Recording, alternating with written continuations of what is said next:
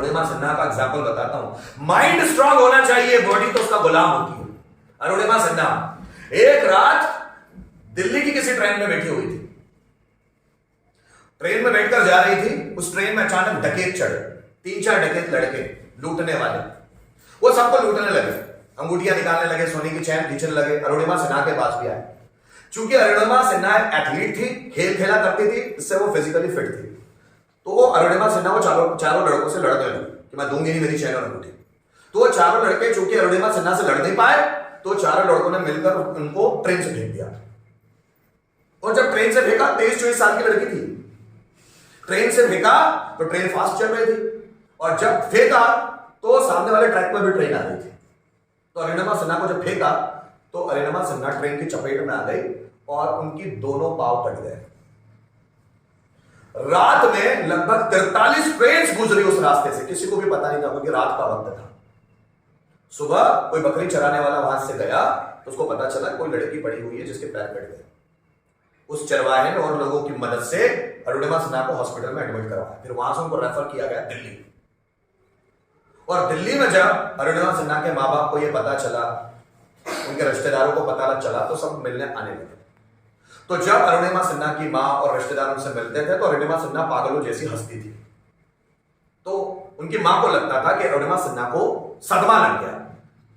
तो अरुणिमा सिन्हा की माँ बोलती थी, बेटा ऐसा हंसा मत कर, लोग पागल समझते हैं।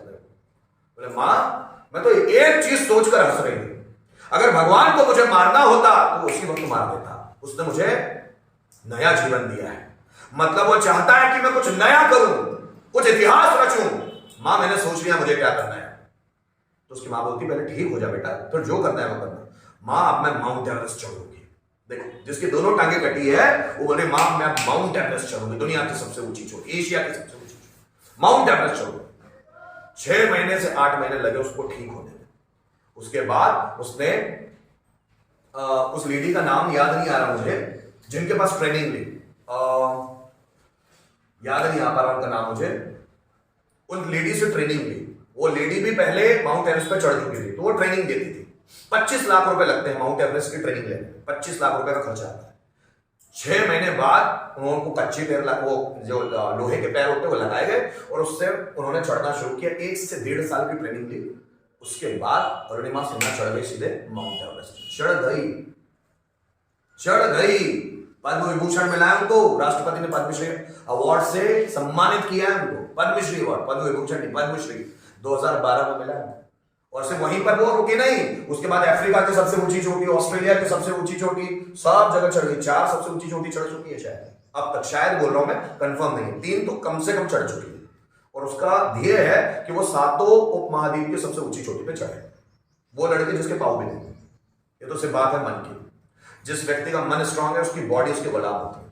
अभी आपका मन स्ट्रांग नहीं, इसलिए बोलता सो तो आप सोते रहते, मत पढ़ो तो आप नहीं पढ़ते, चलो बाहर घूमने चलो तो चले जाते, क्योंकि मन पावरफुल है, बॉडी अभी उसका गुलाम है। और हमेशा मन पावरफुल ही होता है। उसका मन पावरफुल था, माउंट एवरेस्ट पे चढ़ूंगी मतलब चढ़ूंगी, पैर टूटे हुए, नकली पैरों से चढ़ गई और अच्छे अच्छे पैरों वाले तक नहीं चढ़ पाते। ये इंसान का माइंड की स्ट्रेंथ है। जिस व्यक्ति